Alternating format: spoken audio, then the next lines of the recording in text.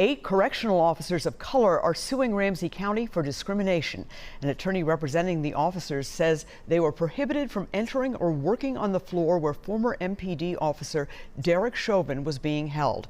The attorney spoke about the lawsuit against the county this morning. Right now, our community, our state, and our country are grieving the senseless death of George Floyd and far too many other people of color. Many of us are using this moment to examine and take a closer look at racism and the small and large systemic injustices facing our neighbors of color. Unfortunately, we're here today to bring light to another example of prejudice and discrimination, this time in the workplace. On Friday, May 29th, 8 correctional officers of color went to work at Ramsey County Jail, which is right here behind me, expecting to do their jobs. However, they were prevented from doing so when former police officer Derek Chauvin arrived at the jail that afternoon.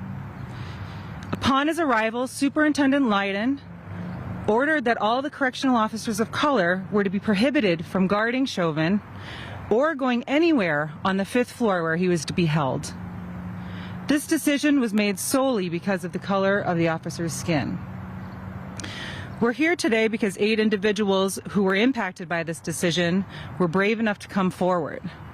It was not easy, and it still isn't easy. Out of fear of retaliation, they've made the difficult decision to remain anonymous today. They're fearful of losing their jobs and livelihood and putting their families at risk. My clients are kind, fiercely loyal, passionate people who care deeply about each other and about their job. And the deliberate discriminatory treatment they received from Ramsey County on May 29th has left them feeling broken. This morning, I'll share a brief overview of the events at Ramsey County Jail, and then I'll take questions from reporters. On May 29th, officers of color were busily preparing the jail for Chauvin's arrival when they were informed in various ways that they would be reassigned away from any task requiring them to be on the 5th floor of the jail where Chauvin was to be held.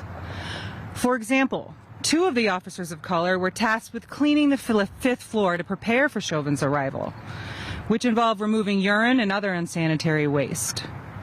When the cleaning was done, they were hastily reassigned away from the 5th floor once Chauvin arrived. One acting sergeant was stopped in the middle of booking Chauvin by the superintendent himself, who told the sergeant he did not want the sergeant transporting Chauvin to his unit. One acting sergeant was stopped, several correctional officers of color were interrupted in the middle of responding to an emergency call and informed that they would not be permitted to complete the emergency procedure because it involved taking the inmate to the 5th floor. Another officer realized something was wrong because he was in the control room and noticed on the jail's cameras that all of the correctional officers of color were on the 3rd floor. These officers initially thought the interruption to their schedules was odd, but later learned it was no coincidence. Superintendent Leiden had issued an order prohibiting all employees of color from working on the 5th floor. At least one officer of color was also reassigned away from the 5th floor for her weekend shift on May 31st.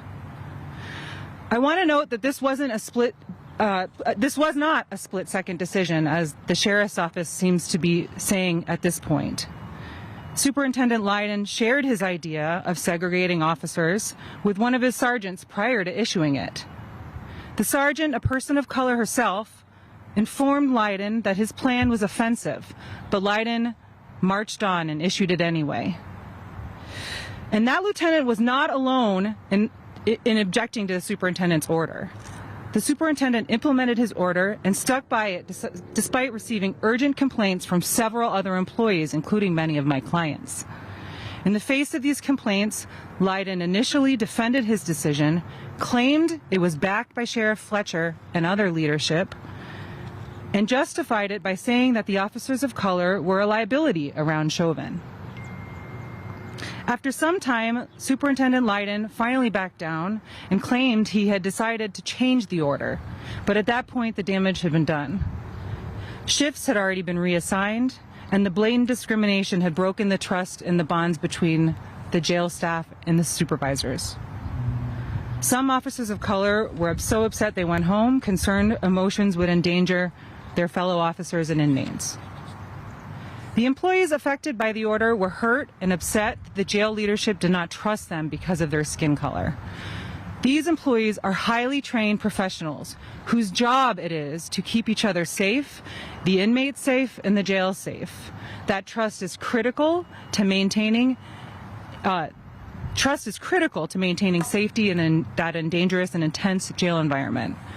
In the words of one of the officers, he said, "As correctional officers, we work and live in an environment where we are vigilant and constantly protecting each other. The segregation that was brought to the facility that day has created a divide amongst the officers that work in the jail. We have accepted this job to be responsible, professional, and dependable officers. In this time of crisis, minority officers have not been given an equal opportunity to show these abilities. Superintendent Leiden's actions created lack of trust and respect for minority officers." Ramsey County's segregation order caused immediate and long-lasting damage. It has made going to work difficult for the affected employees. They're dealing with humiliation, emotional distress, and some of them have had to take time off or give up overtime shifts or promotions due to their distress. And now they're coming forward with their stories and they fear retaliation. Unfortunately, instead of issuing a public apology and addressing their mistake, the Sheriff's Office went on record just a week and a half ago with Reuters insisting there was no truth to the employees' claims of the segregation order, further deepening their wounds. And it has utterly failed to take adequate action to ensure that the victims of this segregation order are taken care of and that this will not happen again. On Friday, Juneteenth, 8 of the correctional officers of color that were affected by this brazen discrimination filed charges of discrimination against Ramsey County with the Minnesota Human Rights Department, seeking an impartial investigation into the Sheriff's Department and how it could allow the May 29th order to happen. They are demanding that steps be taken to address the injustices faced by officers of color. Superintendent Leiden remains employed by Ramsey County and in the same building as my clients, despite promises that he would be reassigned from the jail. If there was an internal investigation by Chief Deputy Matusalem, as the Sheriff's Office now claims, none of my clients were interviewed. No formal apology or mental health resources have been extended to the affected employees.